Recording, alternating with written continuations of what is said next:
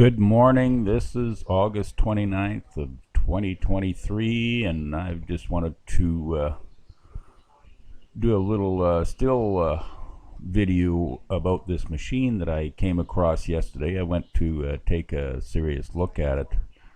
It would be good for my collection. I've always been looking for a cable dozer, and this is a D4, a 7J model, but it's equipped with a Letourneau cable lift blade attachment.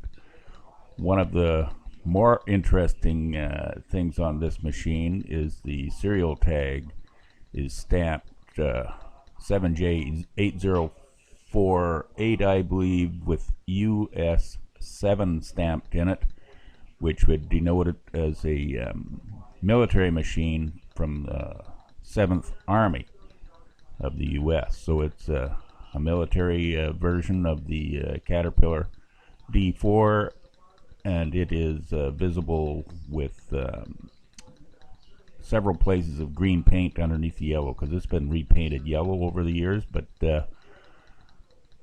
it also has on the top bar, I couldn't really pull it out of the pictures, but it has Letourneau written across the top bar, plus on other parts of the machine in white lettering has just various maybe serial numbers or unit numbers denoting where it belonged in the US Army.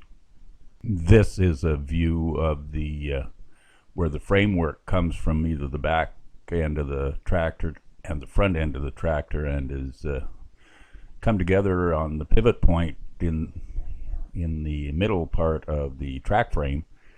It's really substantially built, and you will notice that those pads, barely visible, but the pads are very odd. They are actually a street shoe. The original engine side guards are still on the machine, and you'll note that the bump out is prominent there, just making space to go around the filter housing. Also, I noted that there are several of the track pads that are actually missing, and all of them are loose, and they have a mix and match, or a mismatched set of pads. Some are just grousers and others are street pads, and then all of them have been torched out in the center.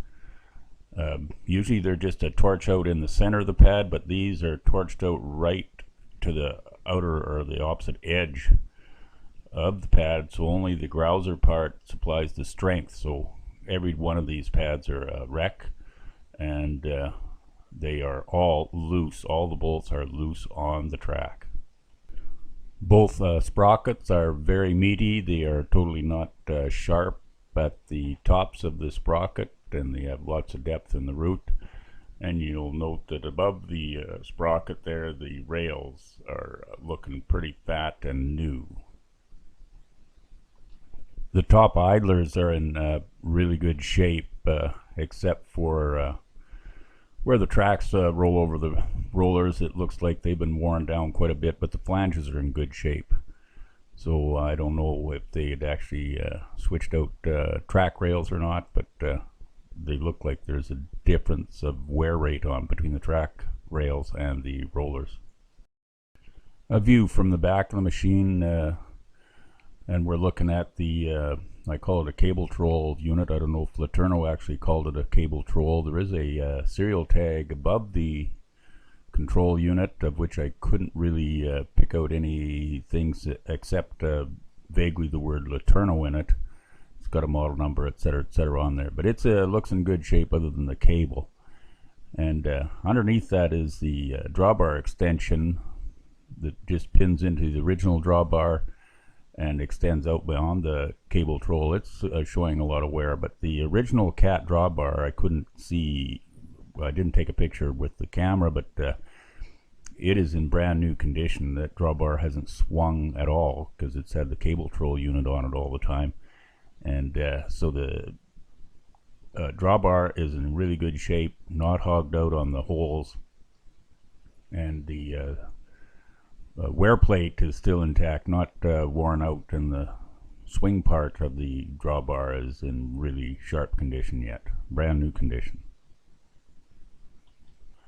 Welded to the top of the cable control unit is a cable cutter, manual type, hit it with a sledgehammer, old school, welded right to it. I thought that was an interesting bonus to the machine.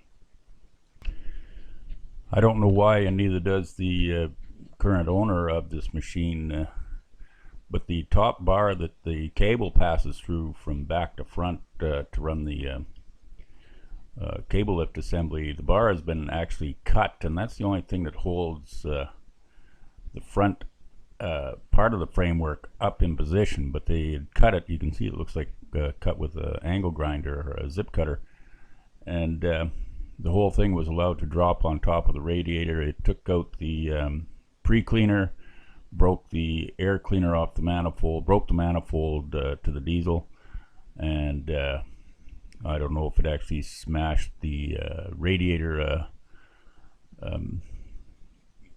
outlet from the motor to the radiator underneath the hood, but the hood has been dented.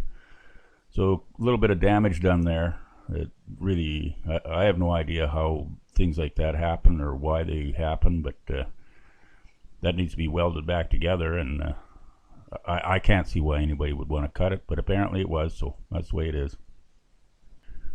That pretty much wraps up the little bit of a walk around this 1942 D4 7J series Army version. It's got its issues. They noted is the blade is missing, so I'll not have the original blade with that machine, but I got two rules when it comes to collecting these old machines. One, it has to be older than me, and two, it has to be dead. I'm pretty sure that the diesel is seized because of the smashed open intake manifold, and who knows how long that can has been on there. But anyway, that's all we got for now. We will catch up to you later. You can bet that I'll probably go get this thing. The price is right.